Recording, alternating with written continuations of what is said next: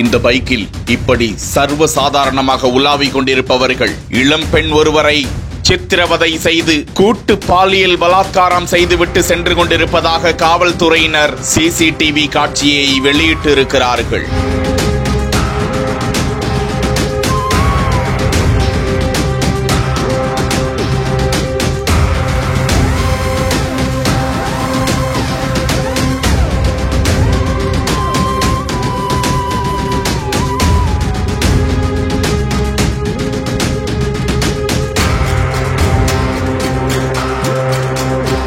பாதிக்கப்பட்ட பெண்ணுக்கு அரசு மருத்துவமனையில் சிகிச்சை அளிக்க மறுக்கப்பட்டதா?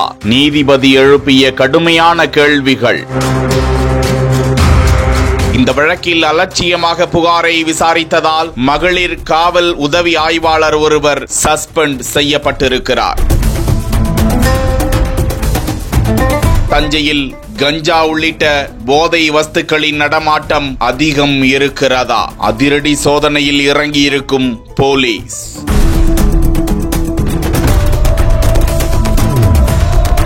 சில தினங்களுக்கு முன்பு தஞ்சை மாவட்டம் பாப்பநாட்டில் 23 வயதுடைய இளம் பெண்ணை அதே பகுதியை சேர்ந்த 25 வயதுடைய கவிதாசன், அவரது நண்பர்கள் திவாகர், பிரவீன் மற்றும் ஒரு இளைஞர் உட்பட 4 பேர் கூட்டு பாலியல் வன்கொடுமை செய்ததாக ஒரத்தநாடு அனைத்து மகளிர் காவல் நிலையத்தில் புகார் கொடுக்கப்படுகிறது. தொடர்ந்து தீவிர விசாரணைக்கு பிறகு அந்த 4 பேரும் கைது செய்யப்பட்டு 7 பிரிவுகளின் கீழ் அவர்கள் மீது வழக்கு பதிந்து கைது செய்யப்பட்டார்கள். பாதிக்கப்பட்ட இளம் பெண் அளித்த வாக்குமூலத்தில் பட்டுக்கோட்டை அரசு மருத்துவமனைக்கு சிகிச்சைக்காக சென்ற போது அங்கு சிகிச்சை அளிக்க மருத்துவமனையில் இருந்த மருத்துவர்கள் மறுத்துவிட்டதாக குற்றச்சாட்டு எழுந்திருக்கிறது. இது தொடர்பாக ஒரத்தநாடு மாவட்ட உரிமையியல் மற்றும் நீதித்துறை நடுவர் நீதிபதி என் அழகேசன், பாதிக்கப்பட்ட பெண்ணுக்கு சிகிச்சை அளிக்க மறுத்த மருத்துவர் யார்? மருத்துவமனையில் அன்றைய தினம் பணியில் இருந்த மருத்துவர் யார்? அவர் மீது ஏன் வழக்கு பதிவு செய்யக்கூடாது என கேள்வி எழுப்பியிருக்கிறார். வரும் 27ஆம் தேதி இதுகுறித்த